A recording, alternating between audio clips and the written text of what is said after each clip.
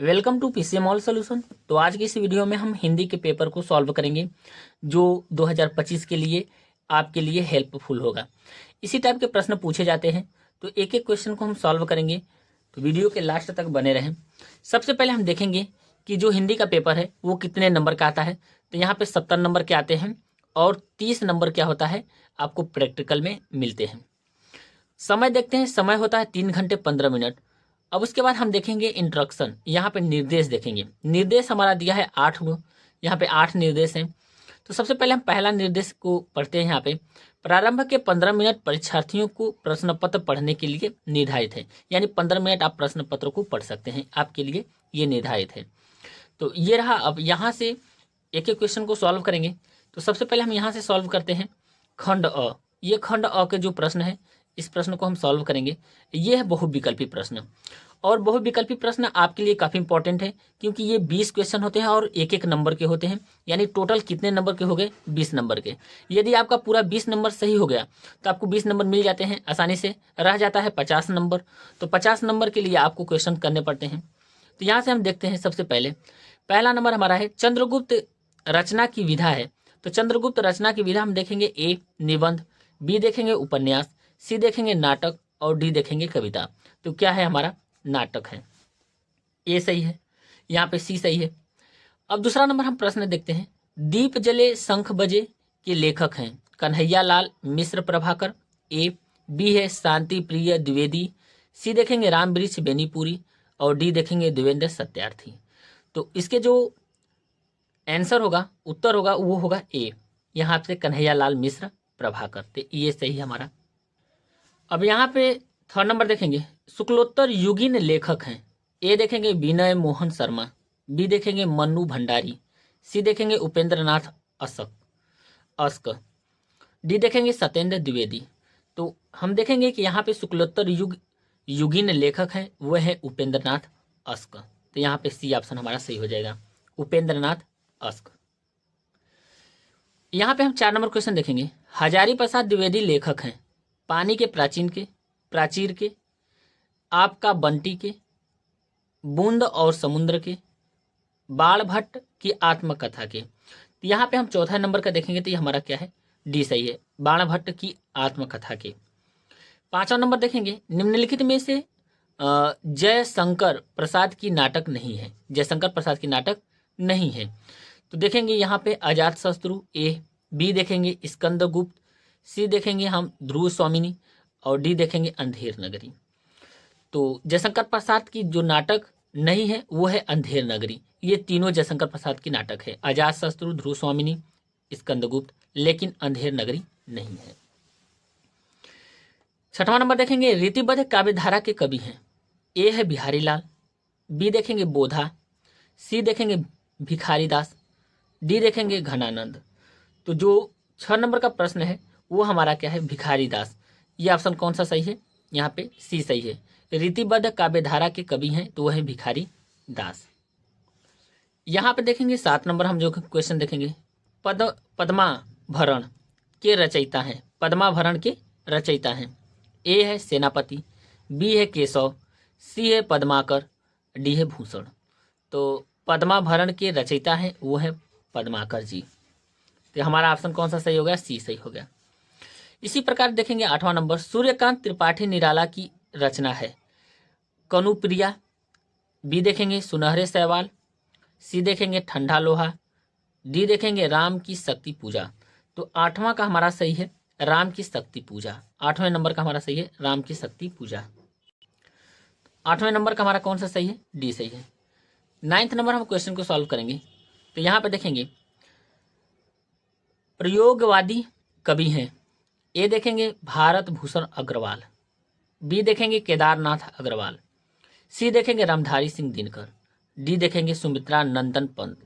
तो 9th का जो हमारा आंसर सही है प्रयोगवादी कवि, तो 9th के कौन है, भारत भूषण अग्रवाल। ये हमारा ए सही है, भारत भूषण अग्रवाल। 10वां नंबर देखेंगे हम, आंगन के पार द्वार के रचयिता हैं। ए देखेंगे धर्मवीर भारती, बी देखेंगे भवानी प्रसाद मिश्र, सी देखेंगे अज्ञेय, डी देखेंगे गिरजा कुमार माथुर। तो आंगन के पार द्वार के रचयिता हैं वो है अज्ञे। 10वां का हमारा कौन सही है? सी सही है। फिर देखेंगे 11 नंबर, करुण रस के स्थायी भाव है। ए देखेंगे क्रोध, बी देखेंगे शोक, सी देखेंगे हास्य, डी देखेंगे भय। तो 11 नंबर का हमारा सही है शोक, यानी करुण रस का स्थायी भाव क्या है? शोक है। तो यहाँ पे हमारा बी सही है। 12 नंबर हम क्वेश्चन देखेंगे, चरण कमल बंदो हरिराई में प्रयुक्त अलंकार है। अलंकार पूछ रहा है कि इसमें कौन सा अलंकार है? ए देखेंगे उपमा, बी देखेंगे उत्प्रेक्षा, सी देखेंगे रूपक, डी देखेंगे यमक। तो इसमें हमारा कौन सा अलंकार है? रूपक अलंकार है। 13 नंबर देखेंगे, रोला छंद के प्रत्येक चरण में कितनी मात्राएं होती हैं? ए 24, बी 16, सी 13, डी 11। ये होती हैं 24 मात्राएं। 14 नंबर हम प्रश्न देखेंगे, अभ्यागत शब्द के उपसर्ग हैं। अभ्यागत, ए देखेंगे अनु, बी देखेंगे अपि, सी देखेंगे औ, डी देखेंगे अभि।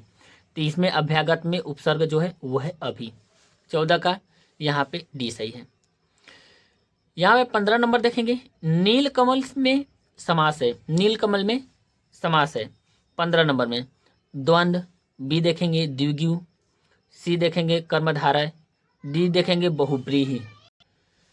तो यह हमारा कौन सा सही है समास? तो ये हमारा सी है। योगी शब्द का तद्भव शब्द होगा। ये 16 नंबर देखेंगे। तो योगी में देखेंगे ए देखेंगे जोगी, बी देखेंगे युगी, सी देखेंगे जोगी और डी देखेंगे इनमें से कोई नहीं। तो योगी का तद्भव शब्द होता है वो होता है जोगी। यहाँ पे ए सही है। अगला नंबर हम देखेंगे, युष्मद शब्द की सप्तमी विभक्ति एक वचन का रूप होगा। तो एक वचन का रूप होगा तो ए देखेंगे त्व, बी देखेंगे त्वत, सी देखेंगे त्वयि, डी देखेंगे तुभ्यम। तो 17 नंबर का जो हमारा आंसर सही होगा वो होगा यहाँ पे सी त्वयि। 18 नंबर हम देखेंगे, रचना के आधार पर वाक्य के कितने भेद होते हैं। तो ये 18 नंबर प्रश्न है। तो 18 नंबर का हमारा देखेंगे ए है 8, बी है 3, सी है 4, डी इनमें से कोई नहीं। तो यहाँ कौन सा सही है? 3 सही है। फिर 19 नंबर हम प्रश्न देखेंगे, भाववाच्य में प्रधानता होती है कर्ता की, कर्म की, क्रिया की, इनमें से कोई नहीं। तो जो 19 नंबर है इसमें किसकी प्रधानता होती है? भाववाच्य में क्रिया की प्रधानता होती है। अगला नंबर हम देखेंगे 20 नंबर, ये लास्ट प्रश्न है। अविकारी शब्द है। ए देखेंगे इंद्र, बी देखेंगे गाय, सी देखेंगे यथासंभव, डी देखेंगे आप। तो 20 का हमारा कौन सा सही है? यहाँ पे सी सही है, यथासंभव। तो ये रहे 1 से लगाए तो 20 तक के जो बहुविकल्पी प्रश्न हैं, 1-1 नंबर के प्रश्न होते हैं। अब हम यहाँ से सब्जेक्टिव प्रश्न देखेंगे। अब यहाँ से हम देखेंगे खंड ब, वर्णनात्मक प्रश्न। 21 नंबर प्रश्न देखेंगे, निम्नलिखित में से किसी एक गद्यांश पर आधारित सभी प्रश्नों के उत्तर दीजिए। एक गद्यांश करना है, इनमें 2 प्रश्न होते हैं अथवा करके, चाहे तो अथवा कर सकते हैं या ख नंबर कर सकते हैं और चाहे यहाँ पे देखेंगे क नंबर कर सकते हैं। इन दोनों में से एक ही प्रश्न को हमको सॉल्व करना होता है। तो हम दोनों क्वेश्चन को सॉल्व करेंगे। तो सबसे पहले हम पहला क्वेश्चन सॉल्व करेंगे। हमको देखना है यहाँ पे क्या लिखा है, गद्यांश लिखा है। तो गद्यांश में देखेंगे लेखक। तो सबसे पहले हम इसको पढ़ते हैं और यहाँ पे पता करते हैं कि कौन से चैप्टर से ये है। फिर उसके बाद ये 3 प्रश्न होते हैं, तीनों प्रश्नों को हमको क्या करना पड़ता है? उत्तर देना पड़ता है। तो सबसे पहले इसमें देखेंगे संदर्भ है, दूसरे में व्याख्या करना है, सुदृढ़ बाहु का क्या अर्थ है ये भी आपको बताना है। तो पहले हम संदर्भ लिखेंगे, यहाँ पे देखेंगे। तो सबसे पहले यहाँ पे हम संदर्भ लिखेंगे। तो यहाँ से लिखेंगे प्रस्तुत गद्यांश, गद्य है तो हम गद्य लिखेंगे। तो यहाँ पे लिखेंगे प्रस्तुत गद्यांश हमारी पाठ्य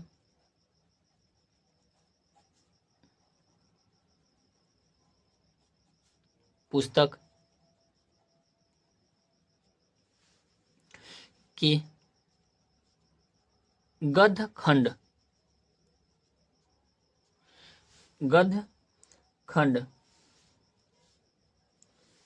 में संकलित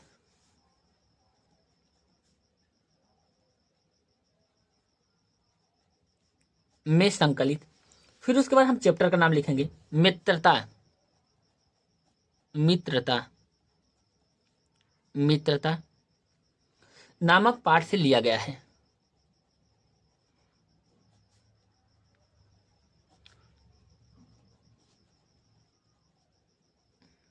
लिया गया है। अब इसके लेखक लिखेंगे, तो इसके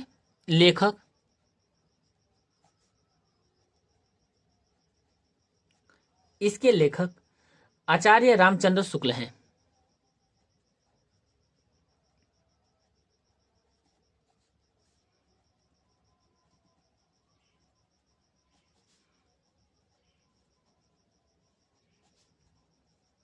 ये रहा आचार्य रामचंद्र शुक्ल देखेंगे।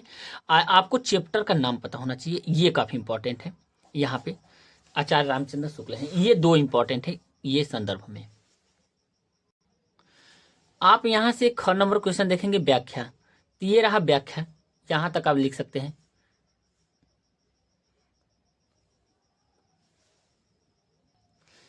तो यहां से ये रहा व्याख्या। अब यहां से ग नंबर प्रश्न देखेंगे, सुदृढ़ बाहु का क्या अर्थ है। तो ये प्रश्न है तीसरा, हम तीसरा करेंगे। तो ये रहा यहां से क्वेश्चन। यहां सुदृढ़ बाहु का अर्थ सहारा देने वाली उस मजबूत भुजा से है जो मनुष्य को अवनति के गहरे गड्ढे में गिरने से बचाती है और उसे सहारा देती है। अथवा का क्वेश्चन करेंगे, यहाँ पे 21 नंबर का अथवा ख। तो ये है हिंदी में प्रगतिशील साहित्य का निर्माण हो रहा है। तो यहाँ से अब इस सेंटेंस को हम पढ़ेंगे, यहाँ पे देख सकते हैं ये लिखा हुआ है, इसको पढ़ेंगे। पढ़ने के बाद पता करते हैं कि कौन सा चैप्टर है और इसके राइटर्स कौन है, लेखक। पहला देखेंगे संदर्भ आपको लिखना है, दूसरा में व्याख्या करना है, तीसरा में बोला है प्रस्तुत गद्यांश में प्रगतिशीलता से क्या तात्पर्य है, ये वाला। एक एक के बारे में हम देखेंगे।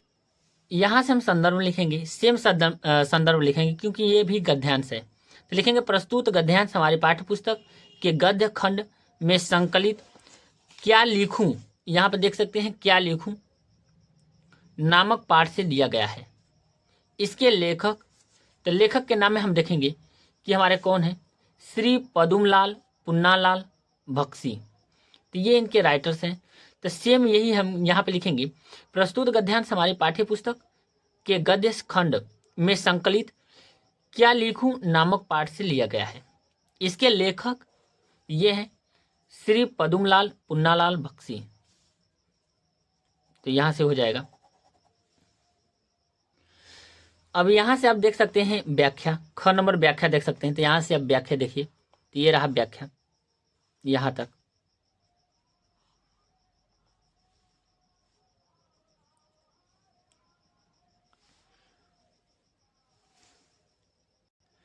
अब यहां से तीसरा नंबर प्रश्न देखेंगे जो दिया था, प्रस्तुत गद्यांश में प्रगतिशील से तात्पर्य निरंतर होने वाले बदलाव या सुधार से है जिसमें एक समय बाद पुनः नए सुधार की संभावना हो जाती है। तो ये रहा इसका थर्ड नंबर क्वेश्चन का आंसर। यहाँ पे देखेंगे क्वेश्चन नंबर हम 22, निम्नलिखित में से किसी एक पद्यांश पर आधारित सभी प्रश्नों के उत्तर दीजिए। यानी ये हमारा पद है और इसमें से हमको क्या करना है कि ये तीनों आंसर का जो तीनों प्रश्न है इसका आंसर हमको लिखना है। तो दो होते हैं, इसमें अथवा भी आता है, तो अथवा वाला भी देख सकते हैं यहाँ पे, अथवा वाला भी क्वेश्चन इसमें है।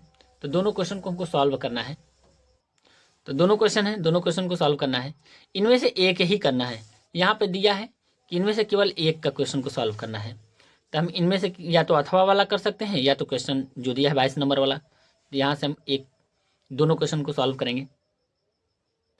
तो यहाँ से लिखेंगे प्रस्तुत पद्यांश हमारी पाठ्य पुस्तक, तो लिखेंगे प्रस्तुत पद्यांश हमारी पाठ्य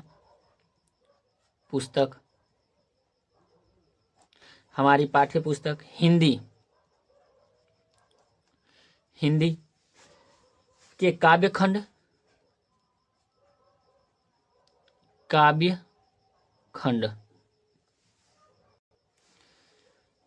में सवैये शीर्षक शीर्षक से उद्धृत है। यह रस खान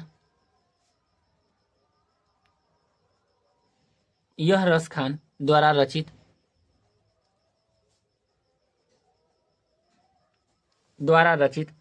सुजान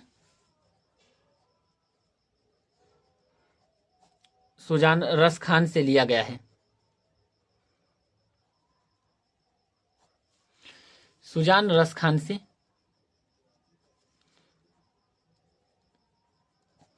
लिया गया है।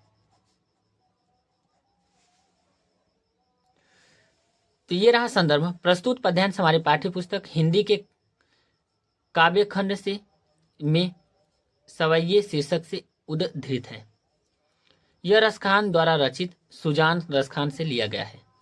तो यहां से आप संदर्भ लिखेंगे। अब व्याख्या देखेंगे। यहां से हम देख सकते हैं ये व्याख्या रहा।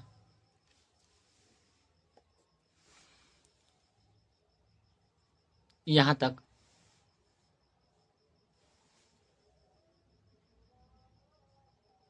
अब यहां से हमने व्याख्या कर लिया, संदर्भ कर लिया। यहां पर देखेंगे गोरज के बीच कृष्ण के सुंदर रूप का सजीव चित्रण कवि ने किस प्रकार किया है। तो यहां से हम सेकंड नंबर भी देखते हैं। तो ये रहा सेकंड नंबर क्वेश्चन का आंसर। गोरज अर्थात गायों के खुरों से उड़ी हुई धूल के बीच कृष्ण के सुंदर रूप का वर्णन कवि ने इस प्रकार किया है। तो यहां से हम देख सकते हैं। यहाँ पे हमने 22 नंबर क्वेश्चन किया। अब अथवा वाला क्वेश्चन को सॉल्व करेंगे। फूल झड़ता है, फूल शब्द नहीं, बच्चा गेंद उछालता है, सदियों के पार लोकती है उसे एक बच्ची। तो ये रहा यहाँ पे अथवा वाला क्वेश्चन। दोनों क्वेश्चन में से आप एक कर सकते हैं। इनके भी हम देख सकते हैं। यहाँ पे 3 प्रश्न हैं, तीनों प्रश्नों को सॉल्व करना है। कविता के कवि और शीर्षक के नाम लिखिए और यहाँ पे रेखांकित पद्यांश का अंश स्पष्ट कीजिए। कवि की पद्यांश में किसकी विशेषता बता रहा है। तो ये यहाँ से प्रश्न है। सबसे पहले इसमें हम संदर्भ देखेंगे। प्रस्तुत पद्यांश हमारी पाठ्य पुस्तक के काव्य खंड के भाषा एकमात्र अनंत है शीर्षक से उद्धृत है। यह कवि अशोक वाजपेयी द्वारा रचित तिनका तिनका काव्य संग्रह से लिया गया है। तो ये राइटर का नाम है अशोक वाजपेयी और ये जो रचिता है तिनका तिनका काव्य संग्रह से लिया गया है। इसमें हम प्रसंग देखेंगे। प्रस्तुत पद्यांश में कवि भाषा की शक्ति का सामर्थ्य और उसकी शाश्वत सत्ता का वर्णन कर रहा है। अब व्याख्या आप देख सकते हैं। तो ये रहा व्याख्या, यहां से स्टार्ट होता है व्याख्या। तो व्याख्या हम देखेंगे एक एक करके।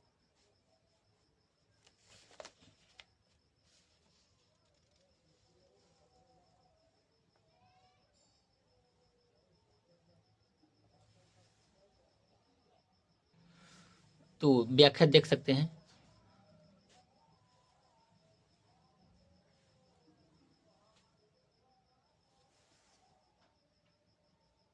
अब इसमें विशेषता देखेंगे। कवि पद्यांश में भाषा की विशेषता बता रहा है। भाषा अनंत है, वह कभी मरती नहीं है। संसार में केवल भाषा ही अमर है, शेष सभी नश्वर अर्थात नाशवान है। तो ये रहा उसकी विशेषताएं। क्वेश्चन नंबर हम 23 देखेंगे। नीचे दिए गए संस्कृत गद्यांशों में से किसी एक का संदर्भ सहित हिंदी में अनुवाद कीजिए। अनुवाद करना है एक का। इसमें 2 प्रश्न है, क दिया है और ख दिया है, अथवा करके दिया है। तो इन दोनों में से क्या करना है कि आपको एक क्वेश्चन को सॉल्व करना है और संदर्भ सहित हिंदी में अनुवाद करना है। तो हम पहला वाला क करेंगे यहां से। तो यहां से लिखेंगे प्रस्तुत गद्यांश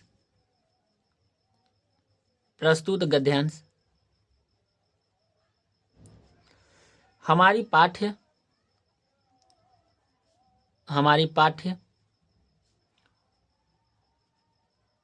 पुस्तक के संस्कृत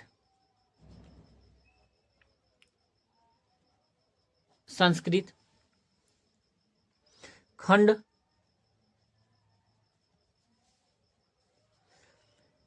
में संकलित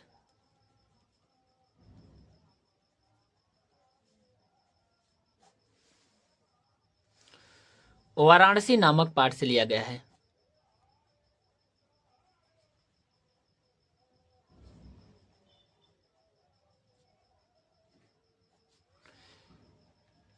से लिया गया है।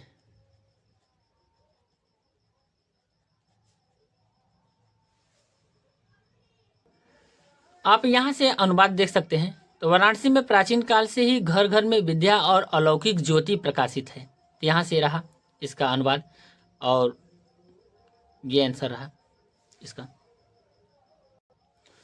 अब यहाँ से देखेंगे क्वेश्चन नंबर 24। ये आते हैं 5 नंबर के प्रश्न। तो 5 नंबर में देखेंगे, ये भी ऊपर वाला 5 नंबर का क्वेश्चन था। यहाँ पे देखेंगे क और ख दिया है, इसमें अथवा करके दिया है। इन दोनों में से एक करना है। दिया है नीचे दिए गए संस्कृत श्लोक में से किसी एक, यहाँ पे दिया है ना संदर्भ सहित हिंदी में अनुवाद। तो यहाँ इन दोनों में से हमको एक करना है। तो हम पहला वाला क्वेश्चन को सॉल्व करेंगे। निर्छिर विवेके हसालस्य तोमेव तनुसे चेत। अब यहाँ से हम संदर्भ पहला लिखेंगे। तो लिखेंगे प्रस्तुत श्लोक हमारी, तो यहाँ पे श्लोक है तो श्लोक लिखेंगे। तो यहाँ पे लिखेंगे प्रस्तुत श्लोक हमारी पाठ्य पुस्तक, पाठ्य पुस्तक। फिर उसके बाद देखेंगे के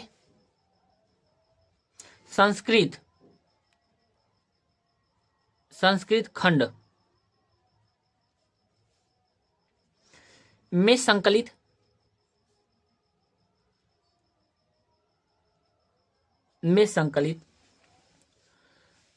अन्योक्ति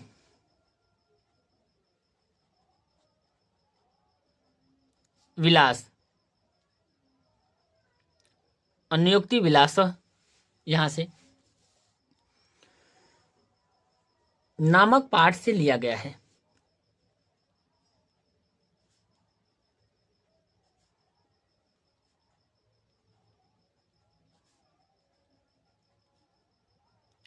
नामक पाठ से लिया गया है। तो यहां से देखेंगे प्रस्तुत श्लोक है तो श्लोक लिखेंगे। हमारी पाठ्य पुस्तक के संस्कृत खंड, ये जरूर लिखेंगे, संस्कृत खंड में संकलित अन्योक्ति विलास नामक पाठ से लिया गया है। ये इंपॉर्टेंट है। यहाँ से यदि यहाँ पे गद्य होता तो गद्यांश लिखते, ये श्लोक है तो इसलिए हम यहाँ पे क्या लिखे, श्लोक लिखते हैं। आप यहाँ से अनुवाद देख सकते हैं। ये रहा प्रश्न, यहाँ से अनुवाद देख सकते हैं। तो हे हंस, यदि तुम ही नीर और क्षीर अर्थात दूध और पानी का विवेक करने में आलस्य करोगे तो इस संसार में कौन ऐसा है जो अपने कुल धर्म व कर्तव्य का पालन करेगा। तो ये रहा अनुवाद हिंदी में।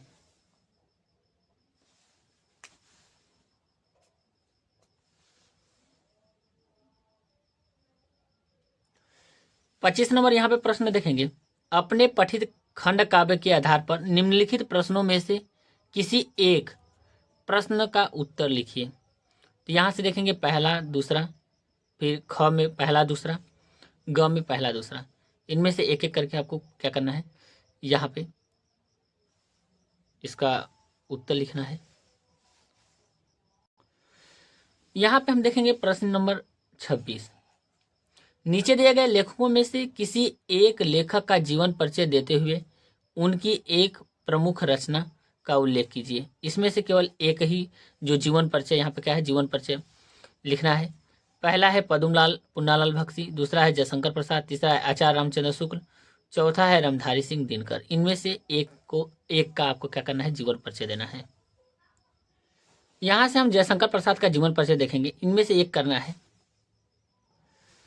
तो यहाँ से आप जयशंकर प्रसाद का जीवन परिचय देख सकते हैं, ये इंपॉर्टेंट है 24, 23। तो यहाँ से देखेंगे जीवन परिचय, ये रहा जीवन परिचय।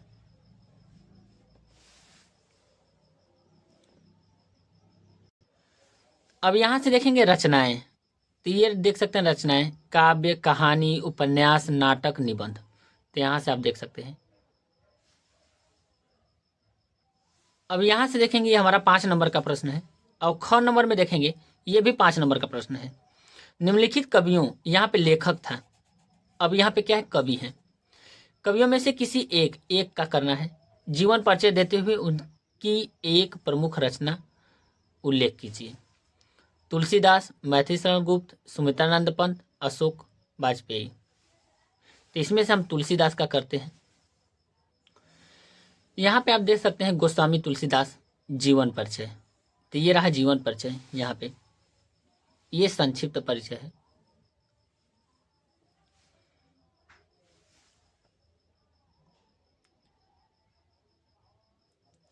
अब यहाँ से इनकी कृतियां, रचनाएं देखेंगे। पहला है रामलला नहछु, वैराग्य संदीपनी। तीसरा है रामाज्ञा प्रश्न। चौथा है जानकी मंगल। पांचवा है रामचरितमानस। ये देख सकते हैं यहाँ से। यहाँ पे हम प्रश्न नंबर 27 देखेंगे। अपनी पाठ्य पुस्तक में से कंठस्थ कोई एक श्लोक लिखिए जो इस प्रश्न पत्र में न आया हो। एक आपको श्लोक लिखना है, ये 2 नंबर का होता है। आप श्लोक याद कर सकते हैं और तो आप लिख सकते हैं। यहाँ पे देखेंगे 28 नंबर प्रश्न है, अपने मोहल्ले में नालियों की समुचित सफाई के लिए नगर निगम के स्वास्थ्य अधिकारी को पत्र लिखिए। तो यहाँ से ये आता है 4 नंबर का प्रश्न, आते हैं 4 नंबर के। तो यहाँ से यहाँ पे लिखेंगे पत्र। तो यहाँ से रहा हमारा प्रश्न। और यहाँ पे देखेंगे, सबसे पहले देखते हैं परीक्षा भवन। आप चंदौली से हैं, वाराणसी से हैं, वहाँ से लिख सकते हैं। दिनांक देखेंगे, जिस समय पेपर दे रहे हैं वो दिनांक होना चाहिए। सेवा में स्वास्थ्य अधिकारी नगर निगम, आप लिख सकते हैं वाराणसी, चंदौली, गाजीपुर। फिर विषय देखेंगे मोहल्ले की नाली और सड़क आदि की सफाई के संबंध में महोदय। फिर यहाँ से हम महोदय लिखेंगे और ये यहाँ पे। तो यहाँ से यहाँ तक कंप्लीट लिखेंगे पत्र। फिर यहाँ पे प्रार्थी लिखेंगे। तो प्रार्थी में अपना नाम नहीं लिखना है, XYZ या क ख ग आप लिख सकते हैं। तो ये रहा पत्र जो काफ़ी इंपॉर्टेंट है। 4 नंबर के पत्र आते हैं। प्रश्न नंबर हम 26 देखेंगे। निम्नलिखित में से किन्हीं 2 प्रश्नों के उत्तर संस्कृत में लिखे हैं। किस में लिखना है? संस्कृत में लिखना है। ये 2 नंबर का प्रश्न होता है। 2 नंबर का यहाँ पे देख सकते हैं। यहाँ पे हमारा 2 नंबर का प्रश्न दिया है। तो यहाँ से अब सॉल्व करेंगे। इनमें से हम चारों क्वेश्चन को सॉल्व करेंगे। आप बोर्ड एग्जाम में इनमें से केवल 2 ही क्वेश्चन को सॉल्व करेंगे। यहाँ पे 2 लिखा है तो केवल 2 ही करेंगे। पहला प्रश्न देखेंगे, आरूढ़ कह आसीत। ये वाला प्रश्न देखेंगे, आरूढ़ क आसीत। तो आरूढ़ श्वेत केतोह पीता आसीत। तो ये यहाँ पे आंसर रहा। अब यहां से दूसरा नंबर देखेंगे, बीरह केन पूज्यते। Second number. तो यहां से देखेंगे बीरह केन पूज्यते, बीरह वीरेण पूज्यते। ये रहा इसका आंसर। यहां पे देखेंगे तीसरा नंबर, चंद्रशेखर स्वनाम किम अवदत। तो यहां से इस क्वेश्चन को सॉल्व करेंगे। तो यहां से ये प्रश्न रहा और ये उत्तर रहा, चंद्रशेखर स्वनाम आजाद इति अकथयत। यहां से ये उत्तर रहा। यहां पे देखेंगे चौथा नंबर, मैत्री केन वर्धते। इसका आंसर देखें, मैत्री केन वर्धते। तो यहां पे हम देखेंगे मैत्री सुवचेन वर्धते, मैत्री सुवचनेन वर्धते। तो ये इसका उत्तर रहा। यहाँ पे 30 नंबर क्वेश्चन देखेंगे और लास्ट प्रश्न है, निम्नलिखित में से किसी एक विषय पर निबंध लिखिए। निबंध आपको लिखना है, आतंकवाद, देश प्रेम, विज्ञान, विद्यार्थी जीवन में खेल का महत्व। तो यहाँ पे हम आतंकवाद या देश प्रेम दोनों में से देख सकते हैं। तो यहाँ से हम आतंकवाद पर देख सकते हैं। तो सबसे पहले देखेंगे संकेत बिंदु है, प्रस्तावना है, फिर उसके बाद भारत में आतंकवाद। यहाँ से इस तरह से देखेंगे आतंकवाद के कारण,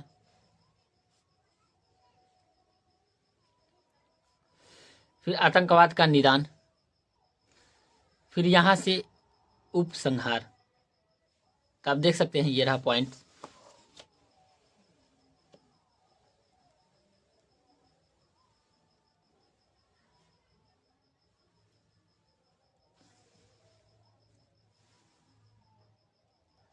दूसरा हम देख सकते हैं देश प्रेम, ये अपने से बना के भी लिख सकते हैं पेपर में। अब यहां से देखेंगे देश प्रेम, संकेत बिंदु, फिर प्रस्तावना, स्वदेश प्रेम, फिर उसके बाद देखेंगे यहाँ तक रहा।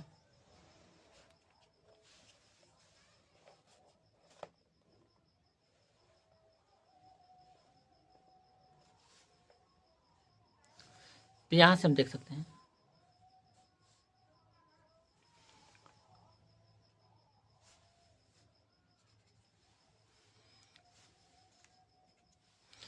वीडियो पसंद आई तो वीडियो को लाइक करें और चैनल को जरूर सब्सक्राइब करें। Thank you.